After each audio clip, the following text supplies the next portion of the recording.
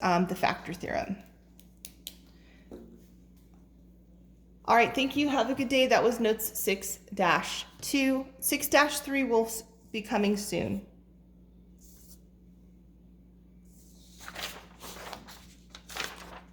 Oh, you know, actually, I see that they're doing some graphing here. So before we cut the notes off,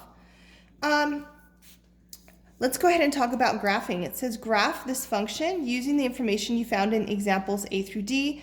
Also include the y-intercept and what you know about end behavior. All right, I like this question. I was going to cut it off, but I think that we need to see a few more examples like this where we're just asked to sketch a graph. So we know that the end behavior is determined by two things: the degree, which this is a degree 3 polynomial, and whether or not a is positive or negative. And in this case, our leading coefficient, is positive. So this end behavior will be decreasing to the left and increasing to the right. You notice that they've sketched that here. All right, to find the zeros of our graph, we're going to do what we've done before, using the idea that our an is 1 and that our a0 is 6. So all my possible values for p are plus and minus 1, plus and minus 2, plus and minus 3, and plus and minus 6, all the things that multiply to 6. And my possible values for q are only plus and minus 1, and when I stack these, they're being really nice by giving us 1 over and over again. When I stack these, I just get plus minus 1, plus minus 2, plus minus 3, and plus minus 6. Now, we can also look at Descartes' rule to see how many positive and negative solutions we have. So in the original, I see that we go from positive to negative, negative, and then positive. There's 2 sign switches. And since there are 2 sign switches, this tells me there are either 0 or 2 positive roots. If I substitute in a negative x, I'll have a negative. This will become a positive, so it'll stay negative. This will become positive, and we'll have positive, we'll have 1 sign switch, which will tell me there's 1 negative root. Okay, finally, we could use synthetic division to determine our zeros. So for example, I can try the number positive 1. So I can try dividing by x minus 1. Into this polynomial. So I switch my sign, I bring down my coefficients, drop my first term, multiply, put it right there, add backwards, or add downwards, that's negative 1, that gives me negative 6, multiply again, that gives me negative 6, which gives me 0, and this was a root. So x equals 1 is one of my roots. Now, remember, this is my remainder, my constant, my linear, my quadratic. So my factors would be x minus 1 from here. And then I have x squared minus x minus 6. And this is going to factor again. You can see it's negative 3 times negative 2. This is going to be x minus 3, x plus 2. You can do the factoring off by yourself, right? Try it on your own. So your 3 zeros are at x equals 1, x equals 3, and x equals negative 2. Again, 1 negative root, 2 positive roots. Your 3 zeros are at negative 2, positive 1, and positive 3. We've already sketched our end behavior. The final thing, it says using the y-intercept. The y-intercept is always your constant term, which is 6. You put a point at 6. Now, these relative extrema, right? These maximums and minimums, those can only be located using either synthetic division, if they happen to be nice whole numbers, right? They'll be easy to locate. You can substitute in this value, negative 1, or you can substitute this value in 2. If you substitute in negative 1 into your function, if you substitute in negative 1 into the function, you're going to get negative 1 cubed minus 2 times negative 1 squared minus 5 times negative 1, and then plus 6. This would be negative 1 minus 2 plus 6 plus 6. 6 and 6 is 12, minus 2 is 10, minus 1 is negative 9, is positive 9.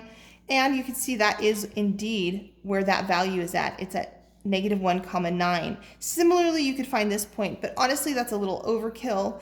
Generally speaking, we're just sketching, and we don't really have to know those relative maximums and minimums. All right, so now we have one more, try these. This is, again, putting it all back together. So I'm going to start off with my y-intercept, which is -3. So -3 is my y-intercept. I'm going to put that -3 right there. Next, I'm going to use the Descartes rule of signs. We have positive, positive, positive, negative. There's one sign switch, so there's one positive root. To find the negative roots, this will become a negative term. This will stay positive. So I'll have negative, positive. This will become negative, and this will stay negative. I'll have 1, 2 sign switches, so there are 2 or 0 negative roots. To find possible values for my zeros, I know that my possible ways to multiply or possible values of p are plus and minus 1, plus and minus 3. And for q, it's plus or minus 1, plus or minus 2. So all values of p over q are plus minus 1 over 1, plus minus 1 over 2, plus minus 3 over 1, and plus minus 3 over 2. Again, I prefer to try my positive or my whole numbers first. I'm going to try dividing by -1 and see what happens. So I have 2, 7, 2, and -3. I'll bring down the first term, multiply back, that's -2. Add downward, that's 5, multiply, that's -5.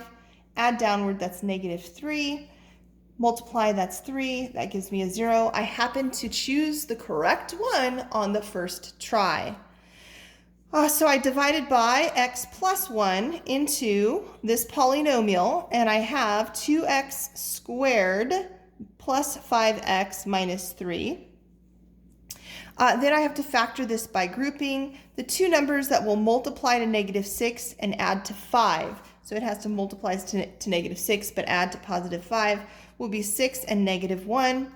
So I have 2x squared plus 6x minus 3. And don't forget your x plus 1 out front. And we're going to factor by grouping. Take out the 2x. That gives me x plus 3. Bring down a -1. That gives me x plus 3. And group these together. So bring out the x plus 3. Group my 2x minus 1. And then I have x plus 1. So my three roots are x equals -1, x equals -3, and x equals +1/2. So +1/2, if this is 1, then 1/2 is 1, 2, 3, 4, 5. That's a little odd that they did that, but 1, 2, 3, 4, 5. X equals +1/2 is between here and here. Oh goodness, I'm gonna call this 1/2 right here, and this will be 1 and 2 and so on. And so I want it to land on a spot. So +1/2, -3, 1, 2, 3, -3 I'm going to put right there, and then -1 is right here. My end behavior is, it's a cubic, so it has end behavior that's opposite, and in this case a is greater than 0, so it'll be decreasing to the left and increasing to the right.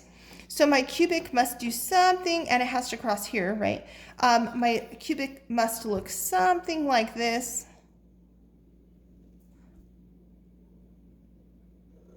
Again, if we want to locate these minima and these maxima, we could try applying the root theorem again with synthetic division, but that really is a little bit more than what you'll be asked to do. All right, that's it, guys. Have a great weekend. Note 6-3 will be coming soon.